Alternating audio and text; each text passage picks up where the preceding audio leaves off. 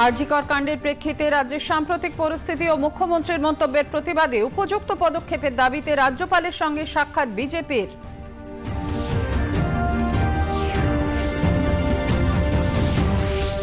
আদালতের নির্দেশে আরজিকর কাণ্ডের প্রতিবাদে ধর্মতলায় আজ থেকে 7 দিনের অবস্থান বিক্ষোভে রাজ্য বিজেপি।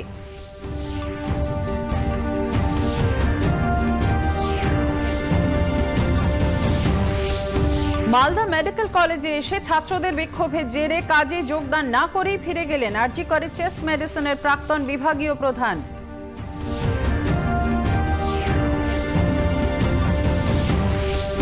ভারতীয় নৌসেনায় অন্তর্ভুক্ত হল আইএনএস আরিঘাত। প্রতিরক্ষা মন্ত্রী রাজনাথ সিং বিশাখাপত্তনমে এই ডুবো জাহাজটি জাতির উদ্দেশ্যে উৎসর্গ করেন।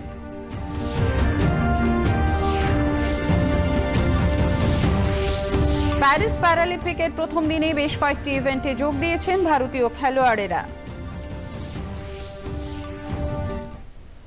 নমস্কার, সংবাদ প্রবাহে আপনাদের স্বাগত। আসছে বিস্তারিত সংবাদে। সিবিআই এর 5 সদস্যের একটি দল আজ আরজিকর হাসপাতালের প্ল্যাটিনাম জুবিলি বিল্ডিং এর পাশের মর্গে তদন্তে যায়। আরজিকর কাণ্ডে অভিযুক্ত প্রাক্তন অধ্যক্ষ সন্দীপ ঘোষের বিরুদ্ধে মৃতদেহ পাচার সহ একাধিক আর্থিক দুর্নীতির অভিযোগ খতিয়ে দেখতে সেখানে যায় সিবিআই।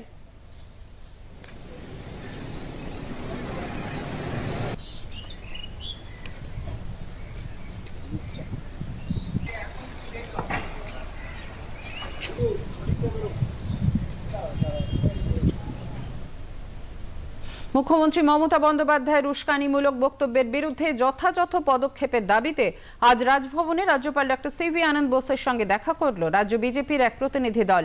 বিজেপি রাজ্য সভাপতি ডক্টর সুকান্ত মজুমদার বলেন, মুখ্যমন্ত্রী সকলকে সমাজবিরোধীদের মতো হুমকি দিচ্ছেন।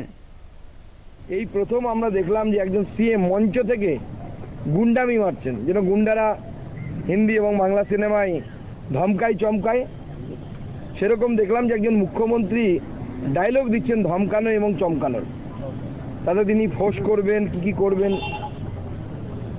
সেসব অনেক কিছু বলেছেন। আমরা বিস্তৃত আকারে মাননীয় গভর্নর সাহেবকে সমস্ত কিছু বলেছি এবং আমরা বলেছি যে দেখুন, মাননীয় মুখ্যমন্ত্রীর এই যে ফোর্স করার কথা উনি বলছেন বা ডাক্তারবাবুদেরকে চমকাচ্ছেন, সাধারণ মানুষকে বলছেন রাস্তায় নামলে পরে তৃণমূল কংগ্রেসের লোকেরা তাদেরকে মারবে, ইনডাইরেক্টলি কালকে উনি তাই বলেছেন।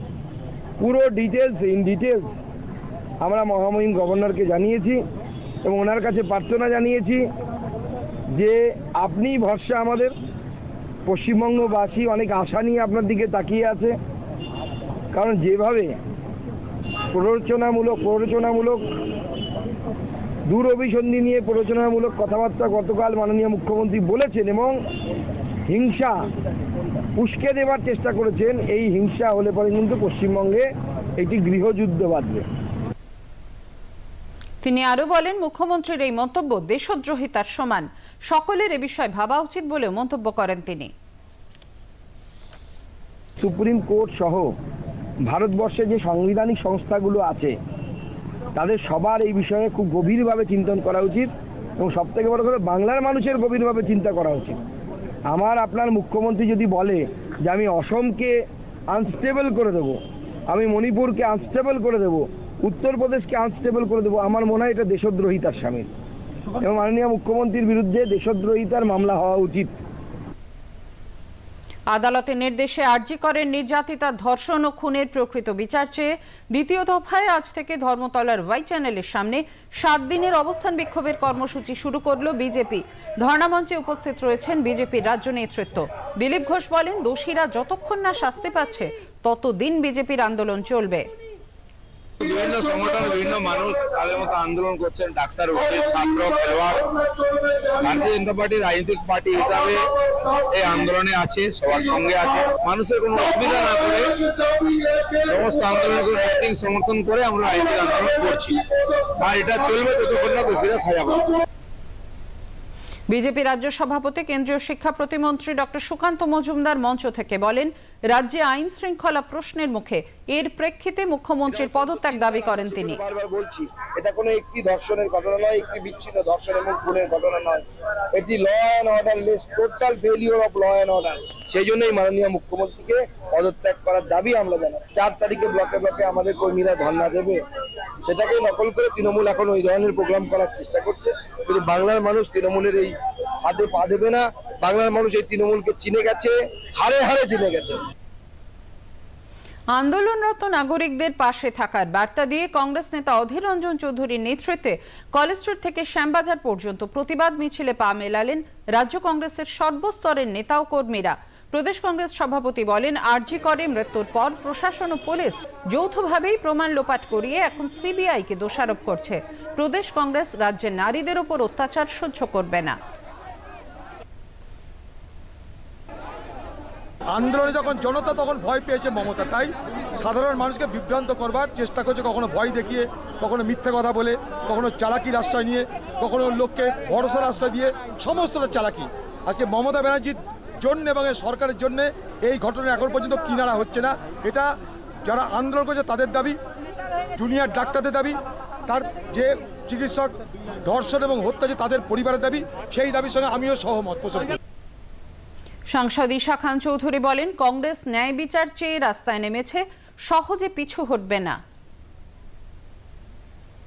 एक यंग डॉक्टर का जान चला गया जो सेवा करने आया था, वो युवक डॉक्टर का जान चला गया। इसलिए हम लोग डॉक्टर का फैमिली का पास है, हम लोग का पार्टी, हम लोग जो डॉक्टर लोग जो प्रोटेस्ट कर रहे हैं उन लोग का पास भी है, और जो ऑल अक्रॉस द कंट्री और बांग्ला में, बंगाल में जो प्रोटेस्ट कर रहा है, पब्लिक जो प्रोटेस्ट का, हम लोग उन लोग का पास है। ये जो वहाँ बड़ा दुर्घटना, हम लोग चाहता है वुमेन सेफ्टी, बहन का सेफ्टी चाहता है। মালদা মেডিকেল কলেজে যোগদান করতে এসে ছাত্র বিক্ষোভের মুখে পড়ে যোগদান না করেই ফিরে যেতে বাধ্য হলেন আরজিকর মেডিকেল কলেজের চেস্ট মেডিসিনের প্রাক্তন বিভাগীয় প্রধান অরুণাভ দত্ত চৌধুরী। আন্দোলনরত পড়ুয়াদের দাবি, যতক্ষণ না পর্যন্ত আরজিকরের প্রাক্তন বিভাগীয় প্রধানের বিরুদ্ধে ওঠা সমস্ত অভিযোগ খারিজ হচ্ছে, ততক্ষণ তাকে মালদা মেডিকেলে অধ্যাপক হিসেবে মেনে নেওয়া হবে না।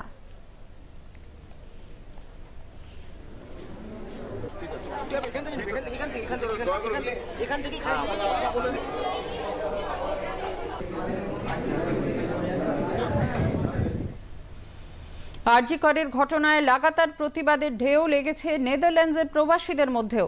তাই 14 আগস্টের মোমবাতি মিছিলের পর আবার 27 আগস্ট স্থানীয় সময় রাত 9টা নাগাদ আমস্টারডামের ড্যাম স্কোয়ারে জমায়েত হন প্রবাসী বাঙালিরা।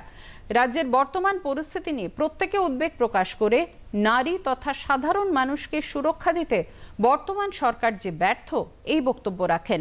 পাশাপাশি আরজিকর কাণ্ডে অপরাধের তথ্য প্রমাণ লোপাট করতে এবং অপরাধীদের আড়াল করতে হাসপাতাল, পুলিশ প্রশাসন তথা রাজ্য সরকারের ভূমিকার তীব্র নিন্দা করেন সকলে। ভারতবর্ষের একমাত্র মহিলা মুখ্যমন্ত্রী যে রাজ্যে, তার রাজ্যে এরকম একটা জঘন্য মর্মান্তিক ঘটনা ঘটলো, যেটা একটা অ্যাভারেজ রেপ, টর্চার, মার্ডার ছিল না। এটা একটা governance, total failure of governance. সেখানে দাঁড়িয়ে দোষীকে শাস্তি দেওয়ার বদলে আমাদের মাননীয়া, উনি আর ওনার আন্ডারে যারা যারা আছে প্রশাসনে, তারা সবাই মিলে লেগে রয়েছে কি করে ব্যাপারটাকে ধামাচাপা দেওয়া যাবে। দেয়ালে পিঠ থেকে গেলে যেটা করতে হয় সেটাই এখন করতে হবে। লড়াই লড়তে হবে, লড়াই জিততেও হবে, এবং তার জন্য র্যাকেটটাকে ভাঙতে হবে এবং আরজি করের মাথা ধরতে হবে। এটা একদম সিম্পল। আমার শুধু একটা কথাই মনে হয়, আমরা অনেকে অনেক কিছু বলছি, অনেক কিছু ভাবছি, কিন্তু এই হতোদ্যম যাতে আমরা না হয়ে পড়ি। আমাদের এই লড়াই চালিয়ে যেতেই হবে যতদিন না ওরা কিছু করে, কেননা আমরা যেই একটু ঢিলে দিয়ে দেব এটাতে, ওরা কিন্তু আর কিছু করবে না আমাদের জন্য। যেভাবে সবকিছু ধামাচাপা দেওয়ার চেষ্টা করেছে সরকার এবং প্রশাসন, তাতে আমরা সম্পূর্ণভাবে আস্থা হারিয়েছি। এবং আমরা একটা কথাই বলতে চাই যে সেই আস্থা যদি সরকার ফেরাতে চান, তাহলে জাস্টিস দিন, দোষীদের ধরুন, তাদের শাস্তি দিন, আর সেটা যদি না পারেন তাহলে আপনারা গদি ছেড়ে চলে যান। আরজিকর কাণ্ডে কড়া প্রতিক্রিয়া জানিয়েছেন রাষ্ট্রপতি দ্রৌপদী মুর্মু।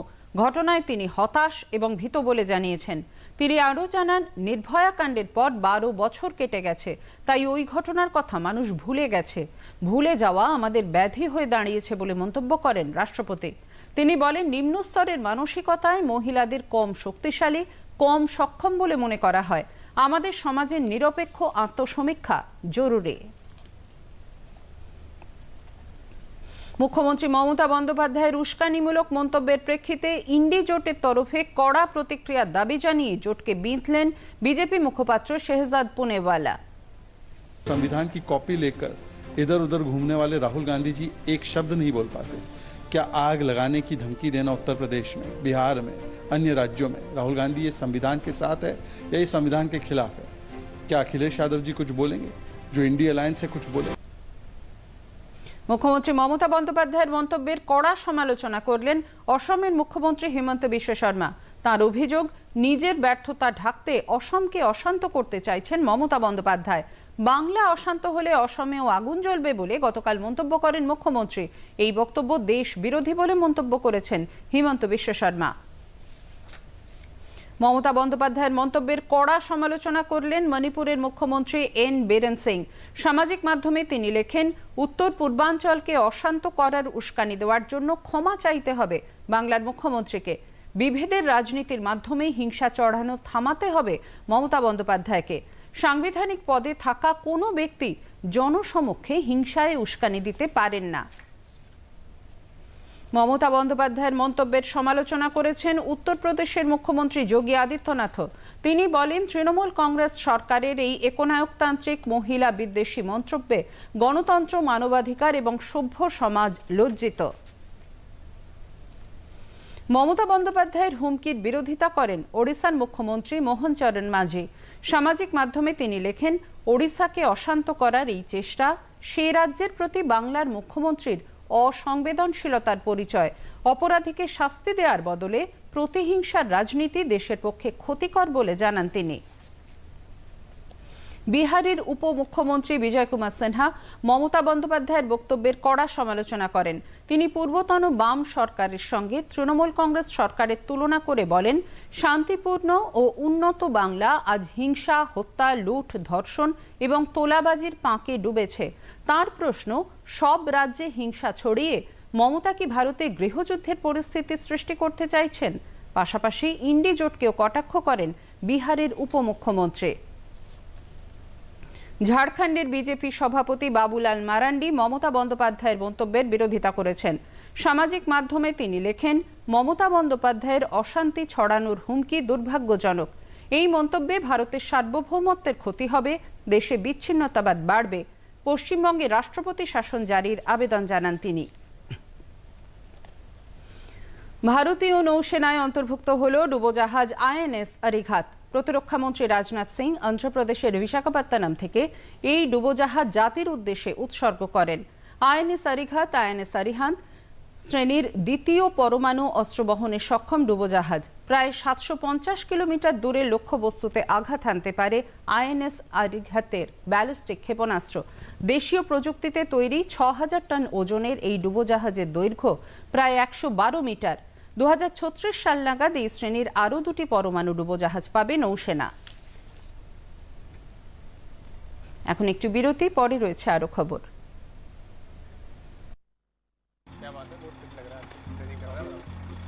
3 মাসে টাকা ডাবল, বাহ!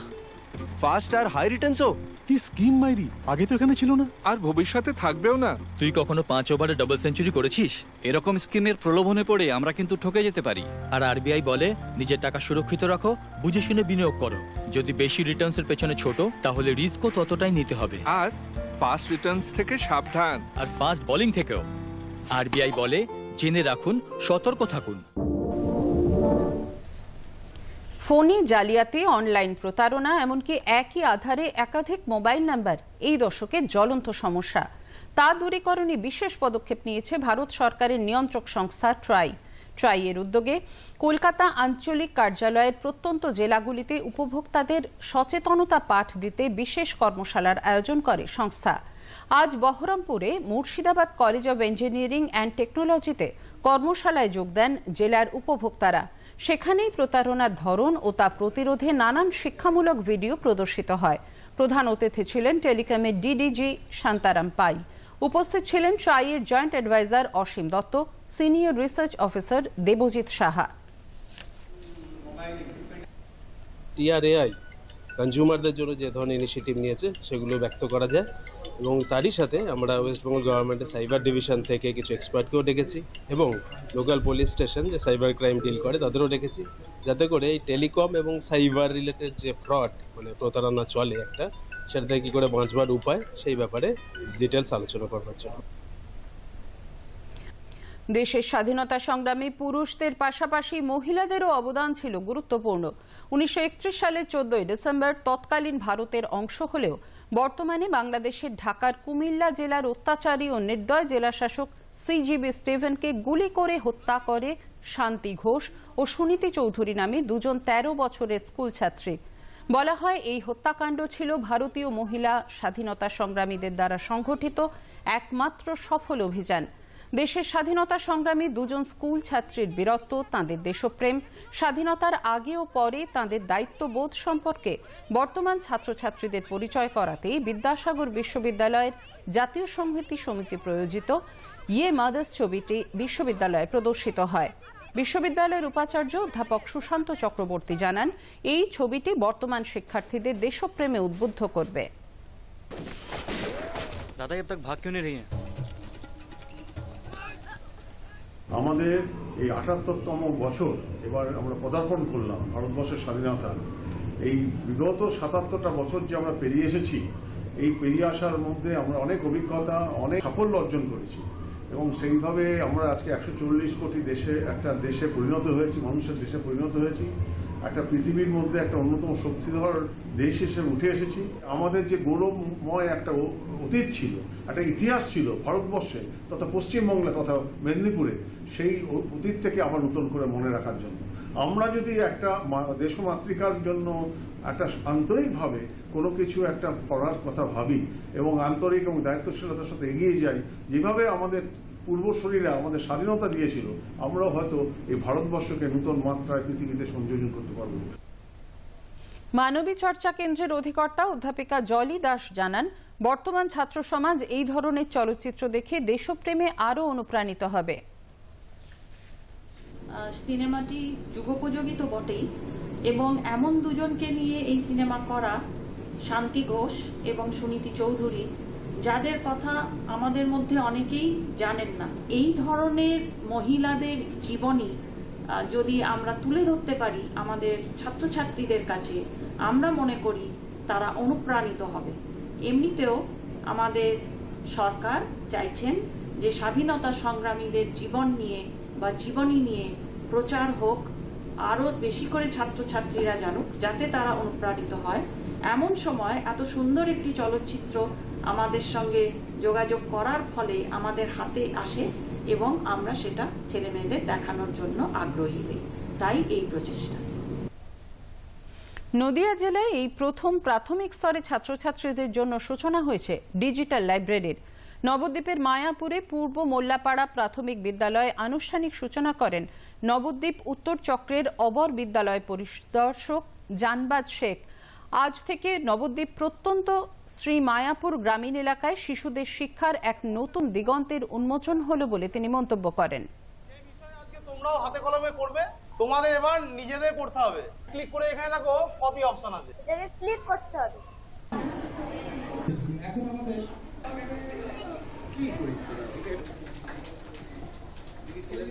আমরা যখন বেড়াতে যাই তখন তো আমরা আর বই নিয়ে যাই না, তাই যে সেখানে তো আমরা মোবাইল পাবো। তার জন্য আমাদের স্কুলে যে ডিজিটাল লাইব্রেরি তৈরি হয়েছে, সেখান থেকে আমরা অনেক বই পড়তে পারবো, গল্পের বই, নিজেদের বই। আমি বাড়িতে গিয়ে প্রতিদিন মোবাইলে ইউটিউব ঘাঁটতাম, ইনস্টাগ্রাম চেক করতাম এবং গেমও খেলতাম এবং বাড়িতে বকুনিও খেতাম। এবার থেকে আমাদের স্কুলে যে ডিজিটাল লাইব্রেরি তৈরি হয়েছে, আমি বাড়ি গিয়ে গল্পের বই ঘাঁটবো এবং অনেক রকম পাঠ্য বই আছে সেগুলো আমি ঘাঁটবো।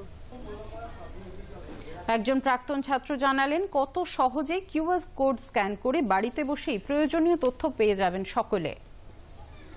আমি একজন প্রাক্তন ছাত্র স্কুলের, এই আজকে উদ্বোধনীতে প্রথমেই আমি পেয়ে গেলাম আমার পুরনো কিছু তথ্যাদি, কারণ আমি কিছু চাকরির জন্য অ্যাপ্লাই করেছিলাম, সে জায়গায় আমার পুরনো এক্স স্কুলের কিছু তথ্যাদি চাইছিলেন, সেক্ষেত্রে না পাওয়া আজকে তারা নতুনভাবে চালু করেছেন আমাদের শিক্ষকরা। সেখানে গিয়ে স্ক্যান করা মাত্রই আমি আমার বায়োডাটা পেয়ে গেলাম, আমি কবে ভর্তি হয়েছি, আমি আবার স্কুল লিভিং সার্টিফিকেট সবকিছু এক পলকে পেয়ে গেলাম আর কি। একমাত্র শুধু আমি বলে না, যে কেউ আমার এই স্কুলের যে কোনো স্টুডেন্ট পেয়ে যেতে পারে বাড়িতে বসেই, মাত্র স্ক্যান করলেই সে বাড়িতে বসেই নিজের পুরনো তথ্যাদি আমাদের স্কুলের পেয়ে যেতে পারে। খুবই উপকৃত হলাম, আমাদের শিক্ষকদের খুবই ধন্যবাদ জানাই।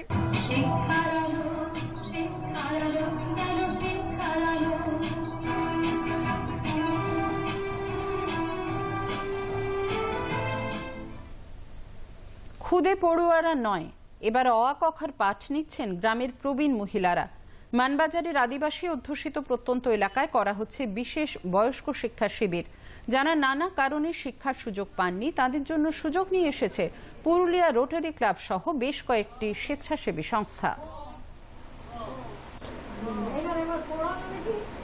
মাউন্টেরি রোটারি ক্লাব এবং পুরুলিয়া রোটারি ক্লাবের উদ্যোগে বয়স্ক নিরক্ষরদের স্বাক্ষর করার জন্য অ্যাডাল্ট লিটারেসি রিমুভাল প্রজেক্ট নামে একটি প্রকল্প তৈরি করা হয়েছে। এই ইলিটারেসি যে প্রজেক্ট, সেই প্রজেক্টে আমরা 262 জনকে গোবিন্দপুর স্কুলে উদ্যোগে আমরা স্বাক্ষর করব। এখানে 25টি সেন্টার চলবে আগামী 2 বছর ধরে, সপ্তাহে 2 দিন করে ক্লাস হবে এবং মূলত রোটারি ক্লাব ওটা ব্যবস্থাপনাটা করছেন, আমরা সহায়তা করছি তাদেরকে। গোবিন্দপুর সরকারি প্রাথমিক বিদ্যালয়ে চলছে বয়স্কদের পাঠদান।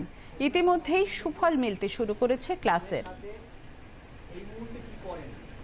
আমরা যদি সবাই মিলে ঐক্যমত্যের ভিত্তিতে সবাই মিলে একজোট হয়ে যদি আমরা ঝাঁপিয়ে পড়তে পারি, আমাদের যে সমস্ত প্রশিক্ষণ যারা নেবেন, যারা পরবর্তী ক্ষেত্রে একদম তৃণমূল স্তরে যারা কাজগুলো করবেন, তারা যদি সত্যি কথা সেই ধরনের একটা ঐকান্তিক প্রচেষ্টা দিয়ে তারা যদি লেগে পড়েন মাঠে, তাহলে অবশ্যই আমাদের এই উদ্যোগটা সফল হবে। আগে যখন আমরা ব্যাংকে যাইতাম, লোককে দিয়ে সেই সই টই করতাম, কিছু জানতাম না, টিপ দিতাম, টিপ দিয়ে সব ইয়া করতাম। তারপরে এখন আমরা পড়াশোনা করছি, আমরা খুব ভালো লাগছে পড়তে। এখন ঘরের কাছে লেখাপড়া শিখছি এবং আমাদের ভালো লাগছে, শিখতে পারছি।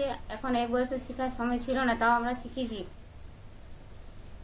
প্রান্তিক মৎস্যজীবীদের উপর বন দপ্তরের লাগাতার অত্যাচারের অভিযোগে সুন্দরবনের 1000 মৎস্যজীবী আজ নদীতে অবস্থান বিক্ষোভে সামিল হলেন।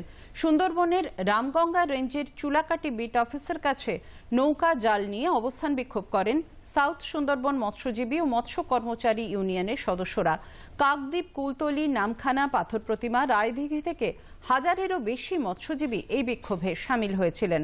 বন দপ্তরের ডেপুটেশন দেওয়ার কর্মসূচি থাকলেও অফিস তালাবন্ধ থাকায় তা সম্ভব হয়নি বলে আন্দোলনকারীরা জানিয়েছেন।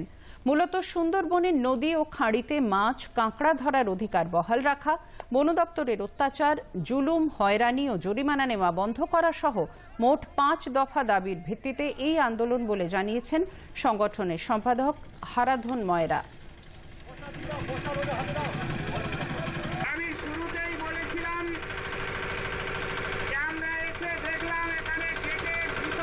প্রায় 1000-এর অধিক মৎস্যজীবীরা এসেছি, তাদের মাছ ধরা নৌকো সহ এখানে এসেছি, বিশেষত চুলকাটি ক্যাম্পে।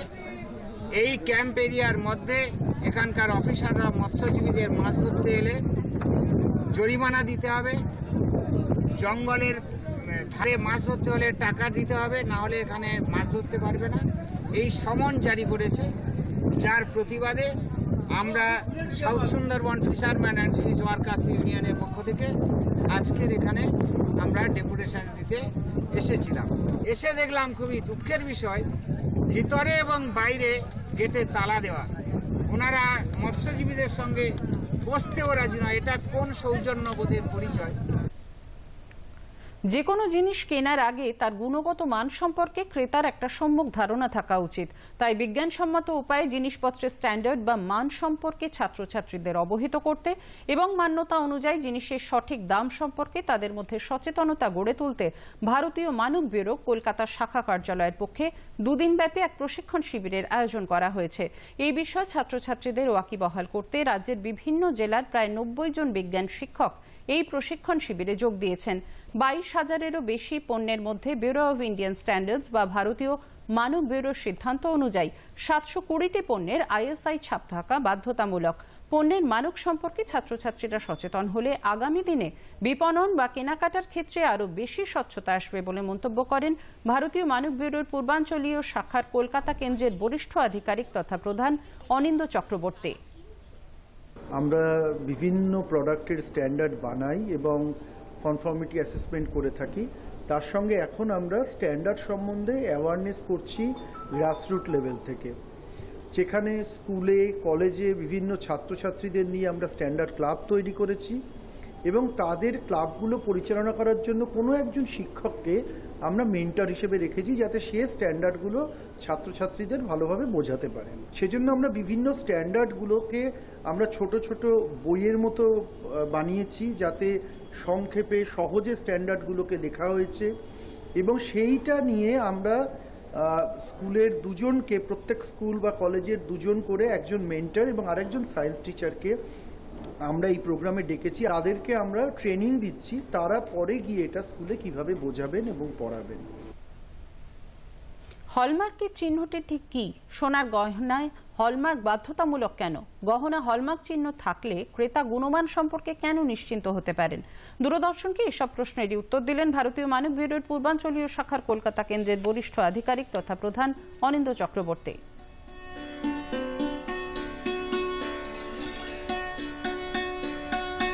হলমার্ক যদি আপনি ডেফিনেশনে দেখেন, হলমার্ক বেসিক্যালি একটা মার্ক যেটা সোনার গয়নায় কতটা পিওর সোনা আছে সেটাকে বোঝায়। ক্যারেটের ক্ষেত্রে কি হচ্ছে, 24 ভাগ মানে হচ্ছে 1-এর 24 ভাগ হচ্ছে 1 ক্যারেট, মানে 24 ভাগে যদি 24 ভাগ থাকে সেটা হচ্ছে 100% গোল্ড, মানে যেটা 999 বলা হয়। 100% গোল্ড হওয়া মুশকিল। এবার সোনার পিকুলিয়ারিটি হচ্ছে সোনা খুব সফট থাকে, although density is very high, electrical property is very high, খুব ভালো আপনার ম্যালিয়েবিলিটি আছে, ডাক্টিলিটি আছে, তাছাড়া করোশন অলমোস্ট হয় না সোনা। অ্যাকচুয়ালি অম্লরাজ যেটাকে আমরা বলে থাকি অ্যাকোয়ারিজিয়া ছাড়া কিছুর সাথে রিয়াকশনও করে না সোনা। সোনা যেহেতু খুব সফট, সোনাতে কিছুটা খাদ ইউজ করা হয়। খাদ মানে বেসিক্যালি আর কিছু না, অ্যালয়, টেকনিক্যালি অ্যালয় বা শঙ্কর ধাতু আমরা বলতে পারি ওইভাবে, বা এমনি সাধারণ লোক এটাকে খাদ বলে। নর্মালি রূপো বা তামা ইউজ করা হয়, সিলভার আর কপার। তো তাতে ইউজ করলে কি হয়, ধরুন আমি যদি 22 ক্যারেট মানে আমি 2 ভাগ ওটা ইউজ করলাম। এবার সোনায় সমস্যাটা কি, বা একই সঙ্গে কোয়ালিটি দুটোই, যে সোনার গয়নায় কিছুটা অ্যাড যদি বেশিও করে ফেলে রঙের কোনো চেঞ্জ হয় না। ফলে আজকের কথা নয়, বহু অতীত থেকেই সোনাতে যা মেশানোর কথা তার থেকে একটু বেশি মিশিয়ে ফেলে ওরা, পিওরিটিটা ওখানে হয়। দ্বিতীয় হচ্ছে ধরুন উপরের লেয়ারটায় পিওর সোনা, ভিতরের লেয়ারে হয়তো দেখা গেল কম আছে। তো এইগুলোর জন্য সোনাতে কতটা সোনা আছে জানাটা খুব এসেনশিয়াল। খেলার খবর। প্যারিস প্যারালিম্পিকের প্রথম দিনে আজ তীরন্দাজি, ব্যাডমিন্টন, সাঁতার একাধিক ইভেন্টে খেলছেন ভারতীয় খেলোয়াড়েরা। তীরন্দাজিতে রেকর্ড গড়ে সরাসরি রাউন্ড অফ 16-এ পৌঁছলেন শীতল দেবী। ব্যাডমিন্টনেও জয় দিয়ে শুরু করলেন পালক কোহলি, সুকান্ত কদম, সুহাস ইয়াতিরাজ। ক্রীড়াবিদদের শুভেচ্ছা জানালেন প্রধানমন্ত্রী নরেন্দ্র মোদী। সামাজিক মাধ্যমে তিনি লেখেন, 140 কোটি ভারতীয় শুভেচ্ছা রয়েছে ক্রীড়াবিদদের জন্য। জাতীয় ক্রীড়া দিবসের প্রাক্কালে একটি বিশেষ খাম প্রকাশ করল ডাক বিভাগ। IIEST শিবপুরে ইনস্টিটিউট হলে ডাকঘরের বৈঠক শীর্ষক একটি বিশেষ অনুষ্ঠানে এটি প্রকাশিত হল। সাউথ বেঙ্গল রিজিয়নের পোস্টমাস্টার জেনারেল সুপ্রিয় ঘোষ এই অনুষ্ঠানে উপস্থিত ছিলেন। ডাক বিভাগের পক্ষ থেকে জানানো হয়েছে, মোবাইল পার্সেল ভ্যানের মাধ্যমে পার্সেল সংগ্রহের কাজ শুরু হয়েছে হাওড়া ডিভিশনে। ডাক নির্যাত কেন্দ্রের মাধ্যমে রপ্তানিকারকরা কোনো জিনিস বিদেশে রপ্তানি করতে চাইলে করতে পারেন। এই অনুষ্ঠানে সুপ্রিয় ঘোষ মোবাইল পার্সেল ভ্যান এবং ডাক নির্যাত কেন্দ্রের বিভিন্ন সুবিধাগুলি সম্পর্কে সকলকে অবহিত করেন। তার সাথে সাথে আমাদের ট্রেডিশনাল যে savings bank opening of accounts, টিডি, আরডি, এমআইএস এর যে বিভিন্ন প্রকল্পের খাতা সেটা খোলার জন্য একটি ড্রাইভ দেওয়া হয়েছিল। সেই ড্রাইভে যে হাওড়াতে খুব সুন্দর ভালোভাবে যে ফলাফল এসছে বা অনেকে নতুন খাতা খুলেছেন, সেটার জন্য যে ডাক কর্মীরা অংশগ্রহণ করেছেন তাদের পারফরমেন্সকে আজ স্বীকৃতি দেওয়া হয়েছে। আজ জাতীয় ক্রীড়া দিবস। অলিম্পিক পদকজয়ী বিশিষ্ট ক্রীড়াবিদ মেজর ধ্যানচাঁদের জন্মবার্ষিকীকে সম্মান জানাতে এই উদ্যোগ কেন্দ্রের। খেল দিবস উপলক্ষে সারা দেশে বিভিন্ন কর্মসূচির আয়োজন করা হয়েছে। দিল্লিতে মেজর ধ্যানচাঁদের মূর্তিতে মাল্যদান করে শ্রদ্ধা জানান কেন্দ্রীয় যুব ও ক্রীড়া মন্ত্রী ডক্টর মনসুখ মান্ডাভিয়া। কেন্দ্র ক্রীড়া পরিকাঠামো তৈরি এবং ক্রীড়াবিদদের উন্নতিতে বদ্ধপরিকর বলে জানান তিনি। মেজর ধ্যানচাঁদকে শ্রদ্ধা জানান প্রধানমন্ত্রী নরেন্দ্র মোদী। সামাজিক মাধ্যমে জাতীয় ক্রীড়া দিবসের শুভেচ্ছা জানিয়ে তিনি লেখেন, এই দিনটি ক্রীড়ানুরাগী এবং ভারতের প্রতিনিধিত্ব করা ক্রীড়াবিদদের স্বীকৃতির একটি উপলক্ষ। আরও বেশি যুবকদের ক্রীড়া জগতে উজ্জ্বল কৃতিত্বের দৃষ্টান্ত রাখতে অনুপ্রেরণা দেন প্রধানমন্ত্রী। শেষ করার আগে শীর্ষ সংবাদ আরও একবার। আরজিকর কাণ্ডের প্রেক্ষিতে রাজ্যের সাম্প্রতিক পরিস্থিতি ও মুখ্যমন্ত্রীর বক্তব্যের প্রতিবাদে উপযুক্ত পদক্ষেপের দাবিতে রাজ্যপালের সঙ্গে সাক্ষাৎ বিজেপির।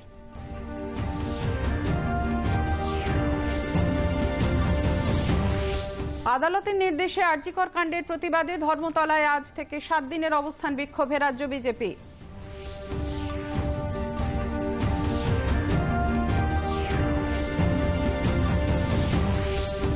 মালদা মেডিকেল কলেজে এসে ছাত্রদের বিক্ষোভের জেরে কাজে যোগদান না করেই ফিরে গেলেন আরজিকরের চেস্ট মেডিসিনের প্রাক্তন বিভাগীয় প্রধান।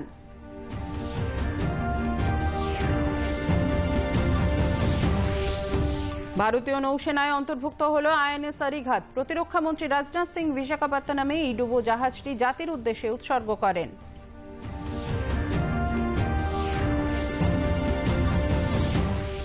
প্যারিস প্যারালিম্পিকের প্রথম দিনে বেশ কয়েকটি ইভেন্টে যোগ দিয়েছেন ভারতীয় খেলোয়াড়েরা। সংবাদ প্রবাহ আজকের মতো এই পর্যন্তই। পরবর্তী বাংলার সংবাদ আগামীকাল সকাল 8:30 নমস্কার, শুভরাত্রি।